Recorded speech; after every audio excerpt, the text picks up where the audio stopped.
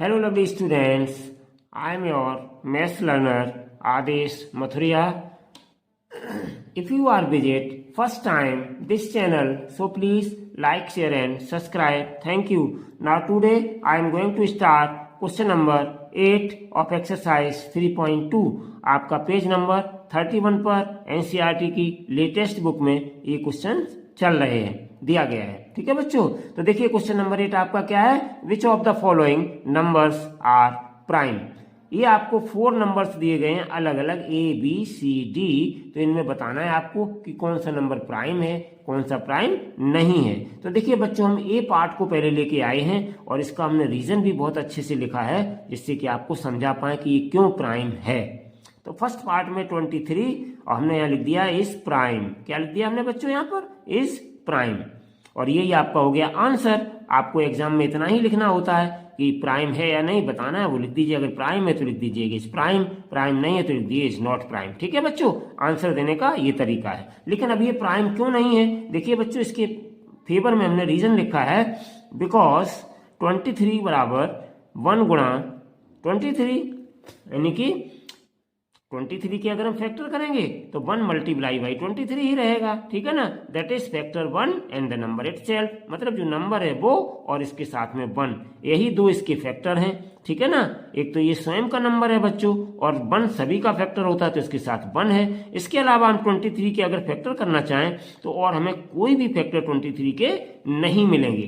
ठीक है बच्चों, सो 2 फैक्टर्स 1 एंड 23, तो इसके 2 फैक्टर आ गए, एक 1 और एक 23, so that 23 is a prime number. This means that बच्चों, अब हम आपसे सीधा एक बात कहेंगे कि अगर कोई नंबर इस प्रकार के होते हैं जिनमें केवल उनका फैक्टर 1 हो और उनका स्वयं का अपना नंबर जो भी है वो हो, मतलब एग्जैक्टली वही 2 फैक्टर्स हो 1 एंड द नंबर इटसेल्फ, तो ऐसे नंबर्स को हम प्राइम नंबर कहते हैं। ठीक है बच्चों, तो इसलिए ये कैसा नंबर कहलाएगा, प्राइम नंबर कहलाएगा। चलिए बी पार्ट में बच्चों चलते हैं। इसीलिए आपको आंसर में केवल इतना लिखना है, ये समझाने के लिए हमने ये सारा आपको नीचे लिख के दिया है। ठीक है बच्चों, 51, तो 51 देखते हैं। तो 51 हम लिखेंगे बच्चों यहाँ पर is not prime, is not prime. क्यों बच्चों, ये प्राइम क्यों नहीं है?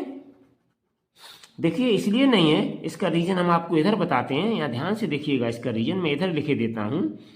ये प्राइम नंबर क्यों नहीं है बच्चों, 51 है तो हम देखिए इसके फैक्टर करें तो एक तो 1 हो जाएगा बच्चों, सभी का होता है। ठीक है ना, और एक 51 हो जाएगा।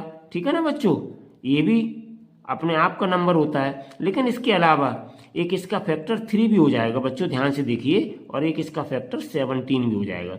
अब यहाँ एग्जैक्टली 2 फैक्टर नहीं है बच्चों, यहाँ पर 2 से अधिक फैक्टर है, मतलब 2 अलग और फैक्टर इसमें आ रहे हैं, इसलिए ये प्राइम नंबर नहीं है, बट ये कंपोजिट नंबर है। ठीक है बच्चों, तो अब आपको रीजन समझ में आ गया होगा कि हमसे केवल पूछा गया था which of the following numbers are prime, इनमें कौन से प्राइम है। तो एक आपका ये ए वाला आ गया प्राइम, ये प्राइम नहीं है। अब देखते हैं आगे और कौन सा प्राइम आता है। ठीक है ना बच्चों, सो इट इज, यहां लिख सकते हैं सो इट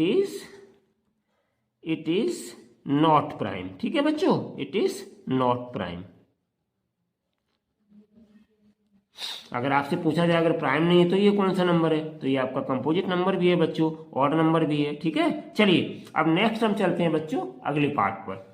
तो अगला पार्ट हमारे पास क्या है, 51 के बाद 37, तो 37 को देखते हैं बच्चों, ये प्राइम है या नहीं है 37। ठीक है ना, 37 पे आ जाते हैं। तो 37 को हम ध्यान से अगर देखें बच्चों तो क्या है इसमें, ध्यान से देखिएगा 37 को। तो 37 जो आपका नंबर है बच्चों इस प्राइम, यहां पे लिख दीजिएगा इस प्राइम। क्यों प्राइम है, अभी मैं आपको फिर समझा रहा हूं, वैसे तो आप समझ गए होंगे। इस प्राइम, तो यही आपका हो गया बच्चों आंसर। ठीक है ना, इतना आपको आंसर में लिखना है।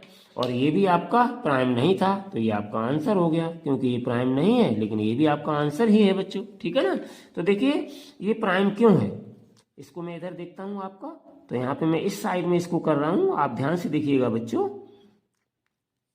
37 में एक इसका 1 तो फैक्टर सभी का होता है और एक 37 हो गया। अब आप इसको ब्रेक करिए, मतलब इस नंबर को स्प्लिट करिए बच्चों, तोड़िए कि इसके कोई और भी फैक्टर हैं 37 के, तो हमारा जवाब होगा कि इसके और कोई फैक्टर नहीं है। सो दैट, यहां पे लिख दीजिएगा सो इट इज प्राइम। ठीक है ना बच्चों, इसीलिए ये प्राइम है, ठीक है ना, क्योंकि इसके और कोई फैक्टर नहीं है, केवल एग्जैक्टली 2 फैक्टर्स हैं, 1 and the number itself, so it is called prime number. ठीक है बच्चों, चलिए अब हम नेक्स्ट डी पार्ट पे चलते हैं। डी पार्ट आपका क्या कहता है, इसको भी देख लेते हैं। तो डी पार्ट में देखिए बच्चों, हमारा नंबर है 26। देखते हैं ये प्राइम है या नहीं है। तो ये हम अगर ध्यान से देखें बच्चों, तो 26 is not prime, is not prime. क्यों बच्चों, ये प्राइम क्यों नहीं है? ये प्राइम इसलिए नहीं है, वैसे तो ये आपका आंसर हो गया बच्चों, मैं लिख ही देता हूं, ये हो गया आपका आंसर। लेकिन ये बच्चों प्राइम क्यों नहीं है, इसके लिए हम इस तरफ आपको समझाएंगे। आंसर में आपको केवल इतना ही लिखना है, लेकिन हम इधर समझाएंगे ये प्राइम क्यों नहीं है। समझिए, तो देखिए 26 है बच्चों, इसका एक 1 तो फैक्टर सभी का होता है। 26 ये अपने आप का नंबर भी हो गया।